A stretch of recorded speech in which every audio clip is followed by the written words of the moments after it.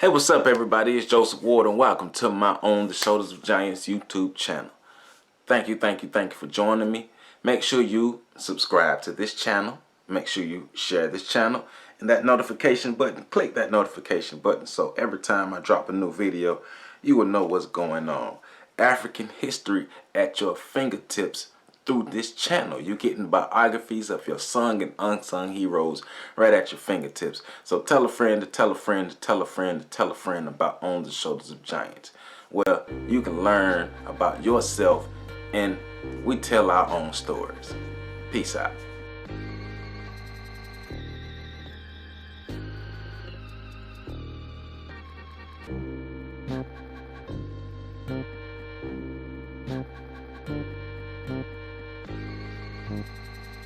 Samori Toure.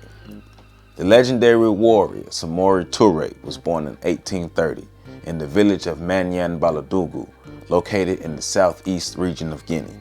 His father was a trader, so Toure also became a trader until the age of 20. West Africa was being influenced heavily by European culture due to colonialism and the transatlantic slave trade. In 1840, Toure's mother was kidnapped during the slave raid by King Samori Toure. To free his mother, Toure became a soldier in the king's army. During his time in the army, he developed himself into one of the best warriors in Guinea. After serving his time in King Birama's army, Toure left the army with his mother, then sought refuge with the Barete army for 2 years.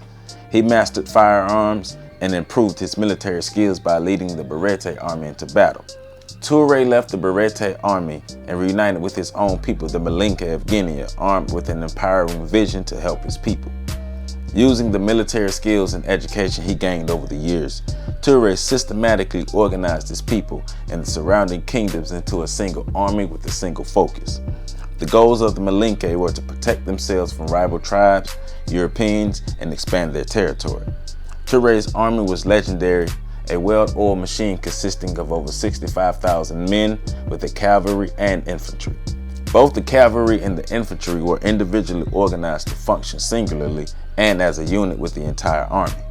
Toure would declare himself the monarch of the empire he was building. His territory expanded from as far north as the borders of Sierra Leone to Liberia in the south, from the Ivory Coast in the west to the Sudan in the east. It is said that Toure's empire reached its apex between 1830 and 1887. During this time, Toure became the Al-Mami, or the religious leader of his empire. Islam was the dominant religion of Toure's empire. Toure would be the founder of the Wasulu Empire, which is also referred to as the Mandinka or Malinke Empire. The Wasulu Empire was solidified around 1878, with Toure as its leader and founder. He was also gaining a name for himself by standing strong against European colonialism. The French declared war on Toure because he would not allow them to steal land and monopolize the trading of goods at the Kenyiran market center. The Wasulu and the French were at war from 1882 to 1885. The warring led to the signing of peace treaties between the French and the Wasulu in 1886 and 1887.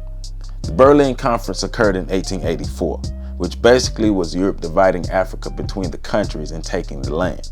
As expected, the French did not honor the peace treaty, and the Wasulu waged war against the French in 1888 to defend their lands. Because his army was able to deny the French, Toure and his army's reputation grew. The final peace treaty between the Wasulu and the French was signed in 1889.